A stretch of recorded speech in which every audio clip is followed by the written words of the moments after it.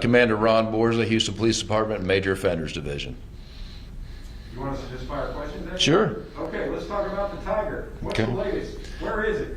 The latest, we do not know. My animal cruelty unit, I have 1 sergeant, 5 officers. We've literally filled probably 200-300 phone calls, and I'm also working with Bark. They've probably got the same amount or more phone calls than we have. We've gone to a few locations here in Houston, and we have not had any luck finding the tiger yet. Is the guy completely uncooperative in terms of trying to track it down? So far he is. He and his lawyer are uncooperative right now. He is in a bond hearing this morning in Fort Bend County to revoke his murder bond.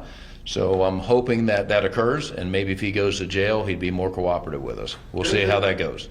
I'm sorry to interrupt, sir, but does the DA and do not police and multiple agencies not have some degree of leverage upon him to find the tiger, given all of his legal troubles? We were hoping that was happen, but it hasn't happened yet. But we're still going to work on that.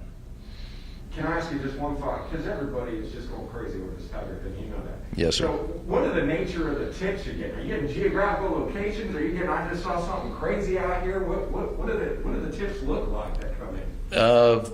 They're a little bit crazy. A lot of sightings that haven't panned out for us. And we've, like I said, we know the group of people that are involved in the exotic animal trade here in Houston. We deal with them all the time. My animal cruelty unit does. We visited all of them, and no luck so far. Do you have, and I swear I'll stop asking questions about the tiger, but do you have any inkling, I mean, being a veteran law enforcement member, you have any gut feeling of where this thing may be? I mean, is it out in the wild? Has it been ferried off to somewhere exotic? What are your thoughts? No, I believe since Monday that tiger's probably been passed around 6, 7, 8 times to different locations here in Houston. I don't think it's out of Houston yet. Maybe out of the county, but I don't think so. I think it's still here in Houston. I got a question. So like any of these tips, have they led to other animals? Maybe like... No, we haven't found any other animals. Not yet. Do we know how, and forgive me, this is my last question, but do we know how this guy came to have this tiger? We do not. I believe he bought it from a female here in Houston that we've dealt with before with exotic animals, but I'm not sure. I don't know if he was just looking after the tiger or actually purchased it, because a lot of times when we're going after people dealing in exotic animals, they start passing the animal from house to house with people that are involved in this trade. Do people think maybe like this tiger's tamed or something and they can go up to it? Obviously not. But I would have to say it is. I mean, most likely this tiger's been raised since it was a cub. The officer that dealt with it the other day on Ivy Wall, he could tell it was tame, and I think that's one of the reasons why he didn't shoot it at that time, because he certainly could have.